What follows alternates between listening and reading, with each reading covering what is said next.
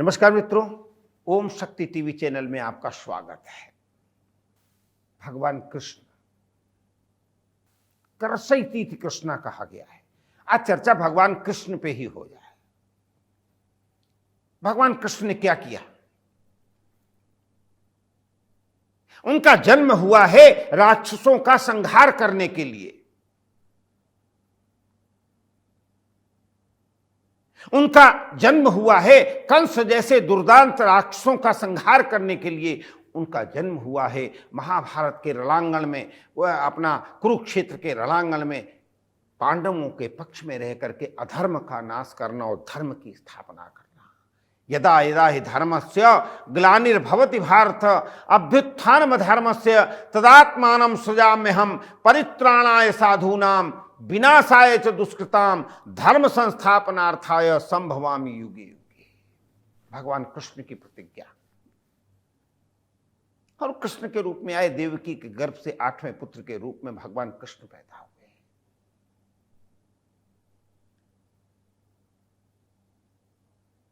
वसुदेव और देवकी कारागार में डाल दिए गए थे, क्योंकि आकाशवाणी हुई थी 8वां पुत्र काल होगा। कंस तुम्हारा 8वां पुत्र, जिसको तुम विवाह के सुंदर रूप में रथ में बिठा करके ले जा रहे, इसी का 8वां पुत्र तुम्हारा काल बनेगा। जब बारी आई तो भगवान कृष्ण का जन्म हुआ। भगवान कृष्ण प्रार्थना करते हैं, मुझे वसुदेव और देवकी से प्रार्थना करते हैं, मुझे नंद यशोदा के यहां ले चलो। रास्ते में बरसात हुई, शेषनाग ने रक्षा की और फिर बाल लीलाओं का शुभारंभ होता है। और बाल लीला भी कैसी? दुर्दांत दस्युओं को खेल खेल में ही समाप्त कर देना, क्योंकि दस्यु बहुत थे, राक्षस बहुत थे। अघासुर, बकासुर, पूतना, कितने लोगों के नाम गिनाए जाए। कोई कुछ रूप धारण करके आ जाता है, कोई कुछ रूप धारण करके आ जाता है। सब जानते, क्योंकि कंस जानता था कि 8वें पुत्र के रूप में जितने भी उसने ढोंडी पिटवा दी कि 84 कोस के ब्रज क्षेत्र में जितने भी नए बच्चे पैदा हुए, जन्म हुए हैं, उन सबको समाप्त कर दिया जाए। बड़े बड़े दुर्दांत दस्यु, दुर्दांत राक्षस छोड़ दिए गए। लेकिन कृष्ण, और तब निश्चित हो जाता है कि यही कृष्ण, क्योंकि इतने बड़े बड़े जब राक्षसों का वध होता है वहां, तो ये निश्चित हो जाता है पूतना इस बहाने से आई कि हम दूध में जहर लगा करके भगवान कृष्ण को दुग्ध पिलाएंगे और उनके प्राणों का अपहरण कर लेंगे।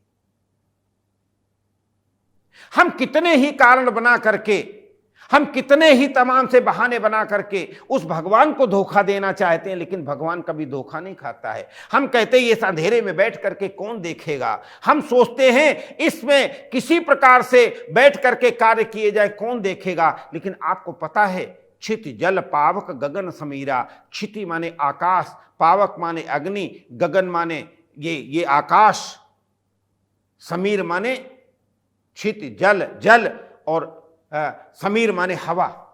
अब आप ऐसी जगह कहीं जा सकते हैं जहां पर हवा ना हो? आप ऐसी जगह कहीं जा सकते हैं जहां आकाश ना हो? आप ऐसी जगह जहां जा सकते हैं क्यों जल ना हो? क्योंकि जल तो तुम्हारे अंदर भी है, आकाश तुम्हारे अंदर है, हवा तुम्हारे अंदर है। चित जल पावक गगन समीरा, 5 तत्व हैं। इनसे छुप के कहीं जा सकते हैं आप कोई भी कार्य करेंगे, आप कोई भी एक सांस भी लेंगे, तब भी वो पर ब्रह्म परमात्मा तुम्हें तुम्हारी एक एक बात का, तुम्हारी एक एक चीज का वो निरूपण कर रहा है। इसलिए भगवान कृष्ण क्या करते हैं? उन दस्युओं को, उन राक्षसों का वध करते हैं और पृष्ठभूमि तैयार होती है।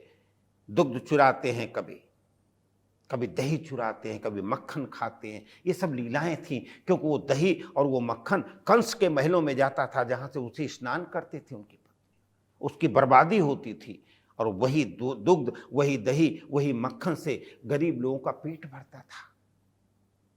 इसलिए परमात्मा ने जो लीलाएं की हैं, भगवान कृष्ण के जन्म के अवतार का हेतु जो है वो एक ही हेतु है, किसी प्रकार से राक्षसों का वध। और किसी भी स्वरूप में दशावतार में आप देख लें कि किसी भी अवतार का हेतु केवल एक होता है कि इन आतंकवादियों का, अनाचारियों का, अत्याचारियों का वध करना। इसलिए भगवान कृष्ण ने बालकपन से ही, बाल्यावस्था से ही इन सब का वध किया, फिर कंस का वध किया, फिर शिशुपाल, जरासंध, तमाम से लोगों का वध करते हुए अंत में कुरुक्षेत्र के मैदान में उनके कहने पर नरावतार भगवान नर नारायण नरावतार अर्जुन ने धर्म की स्थापना करते हुए सबका वध किया। और वहीं पर गीता का 18 अध्याय की सुंदर रूप से गीता का उपदेश भी दिया।